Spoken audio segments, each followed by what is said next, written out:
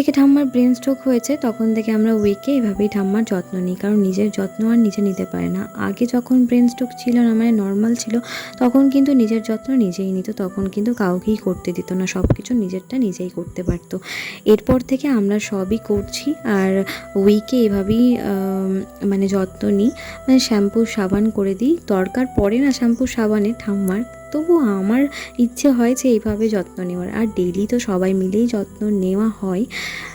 যাই হোক, আর নখগুলো অনেকটা বড় বড় হয়ে গেছিলো আর আমি এভাবেই কেটে দিচ্ছিলাম। আর ঠাম্মার নখ না অনেক শক্ত, যেরকম নখ শক্ত সেরকম চুলও কিন্তু শক্ত, আমাদের মতো পাতলা পিনপিনে টাক পড়ে যাচ্ছে এরকম কিন্তু না।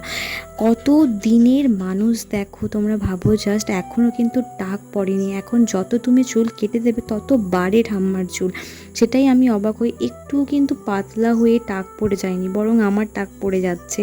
সত্যি তার জন্য খুব চিন্তিত আছি। তার জন্য একটা সিরাম আমি ইউজ করছি, তোমাদের সাথে পরে শেয়ার করব, যদি এফেক্টিভ হয় তবেই।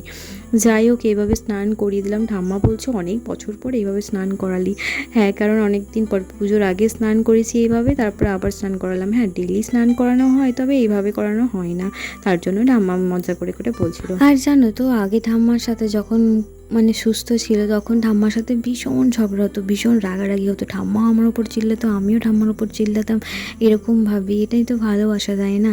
আমি জানি না ঠাম্মা আর কতদিন সুস্থ থাকবে, তবে তোমরা একটু প্রার্থনা করো যেন ঠাম্মা তাড়াতাড়ি সুস্থ হয়ে যায়, আরও অনেক অনেক বছর বাঁচে, আমাদের সাথে থাকে, সবার সাথে এইভাবেই থাকে, অনেক দিন থাকে যেন ঠাম্মা সুস্থ হয়ে।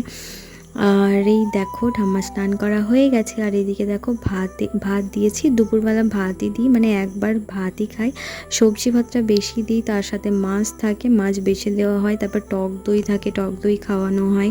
আর এই দেখো দুপুরে মেডিসিনটা দিয়ে একটু হালকা রেস্ট নিয়ে আবার দুপুরে উঠে পড়ে, তারপর একটু হাঁটা চলা, তারপর বিস্কুট টিস্কুট খেয়ে আবারও রাতের খাবারটা খেয়ে